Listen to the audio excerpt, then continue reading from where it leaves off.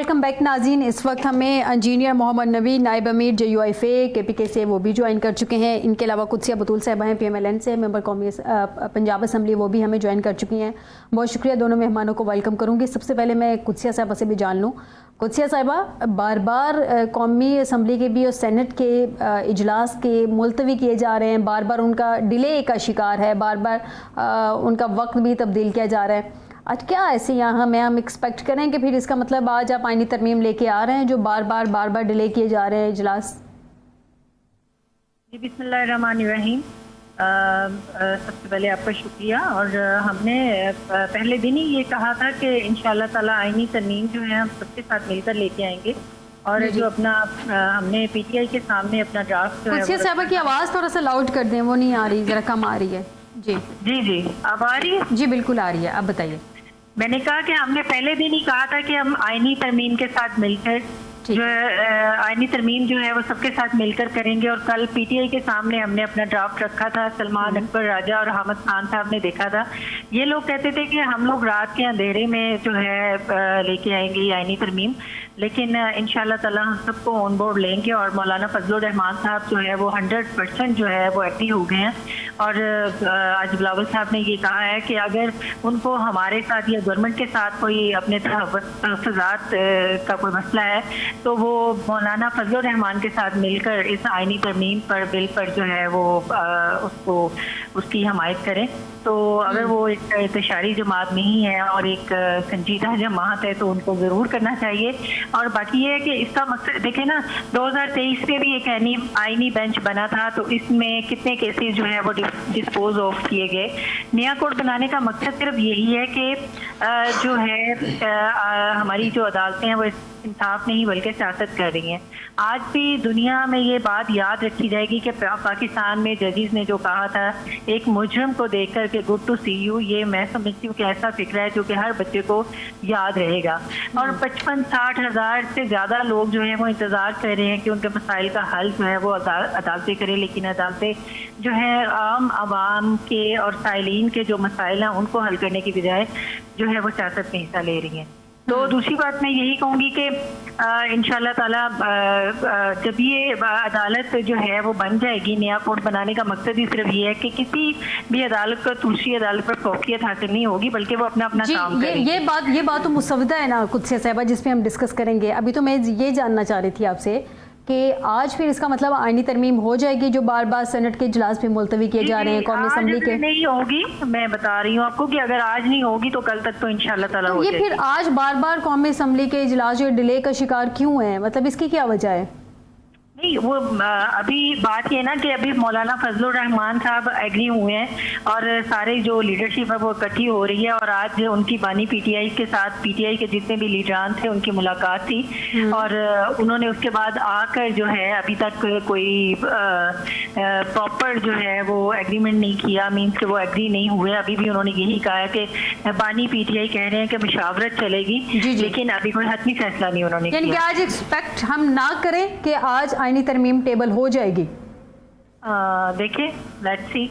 Okay जी, आप अभी confirm time चाहिए, यानी कि इसका मतलब आपको भी। इंजीनियर साहब मुझे ये बताइएगा कि JUIFA का इस वक्त क्या स्टांस है? मतलब वो मुकम्मल तौर पे आईनी तरमीम करने जा रहे हैं, आईनी तरमीम में वोटिंग करने जा रहे हैं? क्योंकि बहुत सारी ऐसी इत्तलात भी हैं कि JUIFA के कुछ लोग हैं जो कि अगर मौलाना साहब एग्री नहीं भी करते तो वो इस आईनी तरमीम में वोट कर देंगे मौलाना साहब के या पार्टी पॉलिसी के अगेंस्ट जाके। तो शायद ये भी बोझ है या ये भी प्रेशर है मौलाना साहब पे, इस वजह से वो चाह रहे हैं कि आईनी तरमीम में चलो वोट कर दिया जाए किसी तरीके से। कंसेंसस कहाँ तक पहुँचा आपका हुकूमत के साथ?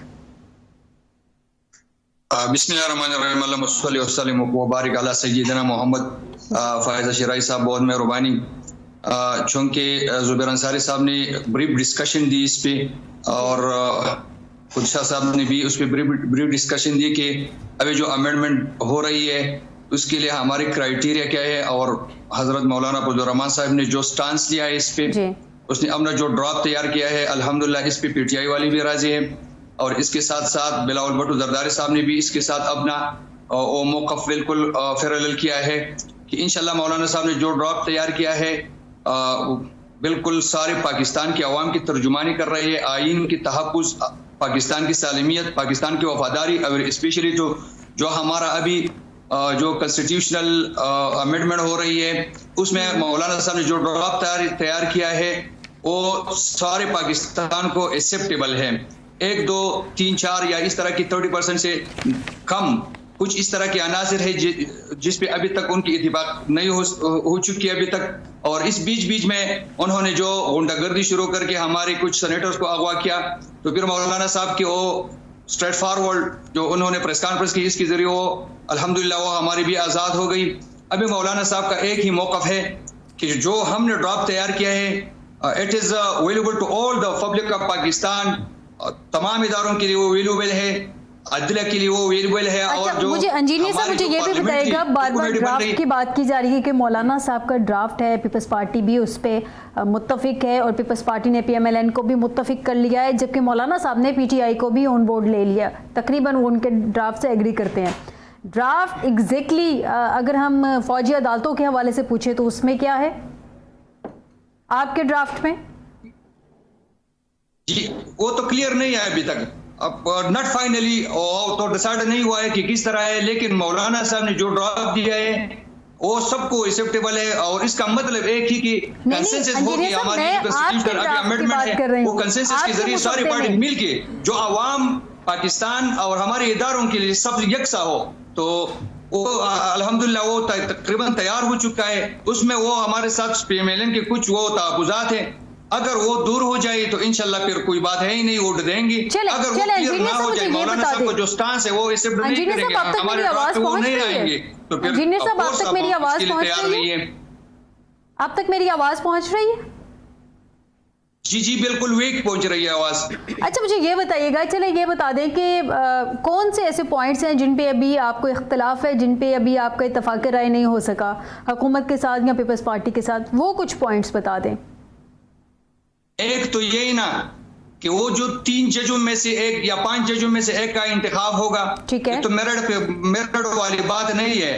होना भी इस तरह है कि जिस तरह पहले से चला आ रहा था, सीनियर मोस्ट शुड बी और टेक ऑफ फ्रॉम इट, सबसे जो सीनियर है वो उनसे लेगा, वो तो ठीक है हमारे उस पे उसकी वो थोड़े और भी इस तरह की प्रॉब्लम्स है व्हिच इज नॉट अभी तक वो क्लियर नहीं है, तो इसलिए वो उन्हीं पॉइंट्स की वजह से अभी भी डिले और एक टाइम देते हैं। इससे पहले कि मैं बाकी मेहमानों की तरफ जाऊं, मैं चाह रही हूं कि जरा थोड़ा सा आपका ड्राफ्ट क्लियर हो जाए ताकि हमें डिस्कशन में जरा आसानी रहे। आप कह रहे हैं कि पैनल ऑफ जजेस पे अभी तक हमारा जो है इत्तफाक राय नहीं हो सका। मौलाना साहब चाह रहे हैं, जो आपके ड्राफ्ट में हम तक इतलात पहुंची है, कि आपने सीनियर जो मोस्ट सीनियर है 5 जजेस उनका आपने मशवरा दिया, उसमें से पैनल ऑफ जजेस मोस्ट सीनियर 5 में से कोई एक चीफ जस्टिस बन जाए। हुकूमती मुसवदे के मुताबिक मोस्ट सीनियर 3 फर्स्ट 3 जो हैं। अब आपका इत्तफाक राय किस बात पे नहीं हो पा रहा? 5 या 3 पे इत्तफाक राय नहीं हो पा रहा, या जो आप कह रहे हैं कि वही तरीक़ाकार सीनियरिटी बेस पे चलना चाहिए वही तरीक़ाकार है? एग्जैक्टली मुझे समझ नहीं आ रही आप क्या पॉइंट रेज करना चाह रहे हैं? हमारा तो यही मौक़िफ़ है कि जो सीनियर मोस्ट हो, ये 3 और 5 वाली तो कोई बात है ही नहीं, उसमें से फिर जिसकी हुकूमत होगी वो अपना एक कुछ किसी को एक बकरा बना के लेके आएगा। तो हमारा मौक़िफ़ यही है कि जो सीनियर मोस्ट हो, जिस तरह के पहले से चला आ रहा है, अगर इस तरह का ये माहौल पैदा हो जाए तो फिर आगे जो दूसरे भी इदारे specially chief of army staff की सिलेक्शन में भी इस तरह होगा और कोई दूसरे इदारों के सरबराहान को फिर सेलेक्ट करने में भी हमारे लिए मुश्किलात होगी, इस तरह के कवानीन उनके लिए भी बननी पड़ेगी। तो बेहतर यही है कि जिस तरह पहले से आ रहा है, इस वक्त जो चीजें सर्कुलेट कर रही थी उसके मुताबिक ये था कि JUI फेक की तरफ से ये तजवीज़ है कि मोस्ट जो सीनियर हैं फर्स्ट 5 वो रखा जाए पैनल ऑफ जजेस, उनमें से किसी एक को चीफ जस्टिस नामजद कर लिया जाए। और ये भी कहा जा रहा था कि अभी से ये लागू ना किया जाए, अभी मौजूदा चीफ जस्टिस हैं उन्हीं को मोस्ट सीनियरिटी के बेस पे उन्हीं की अपॉइंटमेंट हो, ये नेक्स्ट आने वाले चीफ जस्टिस उनके बाद जो हैं उन पर ये लागू किया जाए। आप कह रहे हैं कि 5 और 3 की बात ही नहीं है एग्जैक्टली सिरे से, आप वो सीनियरिटी बेस पे ही चल रहे हैं, ऐसा ही है? बात ये है ना कि बात कंसेंसस की है, अगर सारी पार्टी इस पे मुंतफिक हो जाए, जो दूसरी उसमें पॉइंट्स है वो सब क्लियर हो कि हमारा मौलाना साहब ने जो ड्राफ्ट तैयार किया है, JUI ने जो ड्राफ्ट तैयार की है उस पर PTI भी एग्री है और वो दूसरी पार्टी भी अब एग्री हो रही है। इसमें से सिर्फ कोई चीज से लेकर 30% की इस तरह की कोई पॉइंट्स है जो अभी तक क्लियर नहीं है, तो इसीलिए अभी हम भी इंतजार में हैं। मौलाना साहब ने भी कहा था कि इंजीनियर साहब क्लियर कर रहे हैं। चलिए मैं नाइला से जान लेती हूँ। एक्चुअली मैं चाह रही थी आप अपना पॉइंट क्लियर कर दें। आपने अपना भी पॉइंट नहीं क्लियर किया, दूसरों ने तो अपने पॉइंट ज़ाहिर सी बातें क्लियर किया ही नहीं है। नाइला से जान लेते हैं। नाइला, ये जो मैंने सलमान अकरम राजा साहब को सुना, वो कह रहे थे कि मोस्ट 3 सीनियर जो हैं वो हो जाए तो कोई मसला नहीं, कोई एतराज़ की बात नहीं है। अगर 5 का जो मौलाना साहब की ये बातें गर्दिश कर रही थी, अभी इंजीनियर साहब कह रहे हैं कि 5-3 का तो इस सिरे से जिक्र ही नहीं है। वो कह रहे हैं कि हम मोस्ट सीनियरिटी की बेस पे जो अभी तक चल रहा है सुप्रीम कोर्ट का, उसी पे चलेंगे। एग्जैक्टली आपकी पार्टी के साथ क्या डिस्कशन हुई है? देखिए, इसमें अभी तक तो जो अंडर डिस्कशन मामलात हैं वो जैसे सलमान अकरम राजा साहब की भी वो बात हो गई है, लेकिन मैं ये बात करना चाहूँगी कि जहाज बात क्या हुई है, मैं ये जानना चाहूँगी कि बात क्या हुई है।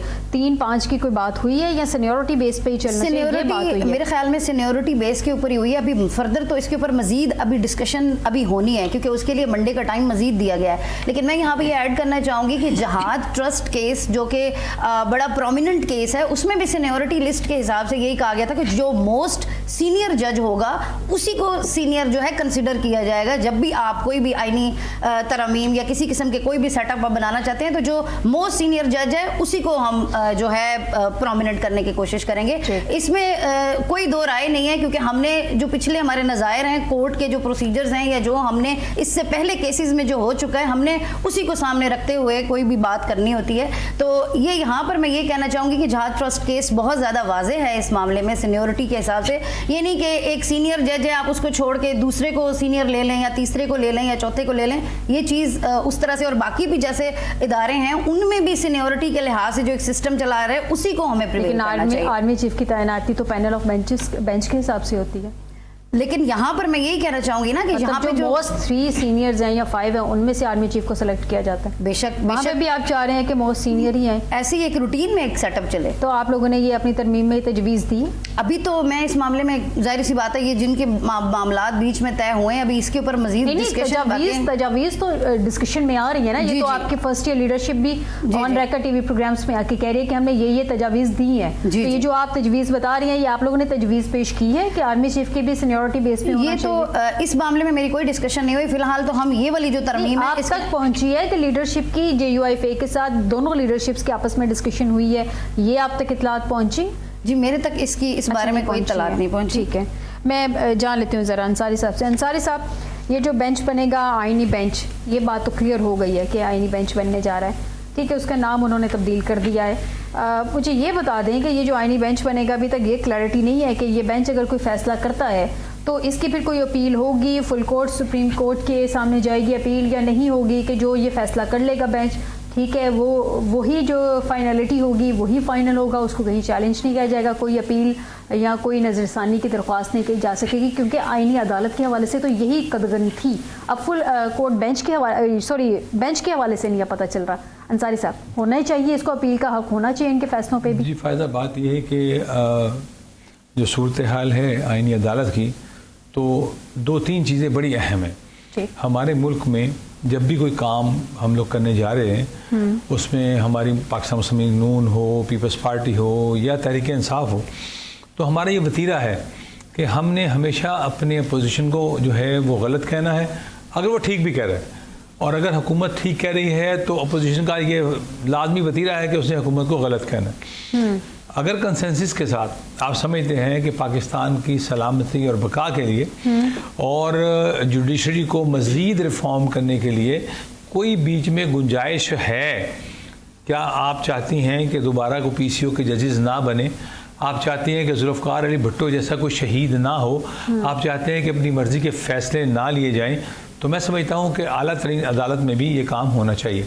और दूसरा बहुत अहम नुकता है कि 3 मोस्ट सीनियर तरीन का मतलब होता है कि कंपटीशन बहुत टफ हो जाता है। अब उसमें ये होता है कि आप उस बंदे का इंतखाब करते हैं जो बेहतरीन होता है, लेकिन अगर एक बंदे का इंतखाब होता है तो वो बेहतर होता है क्योंकि वो मोस्ट सीनियर है।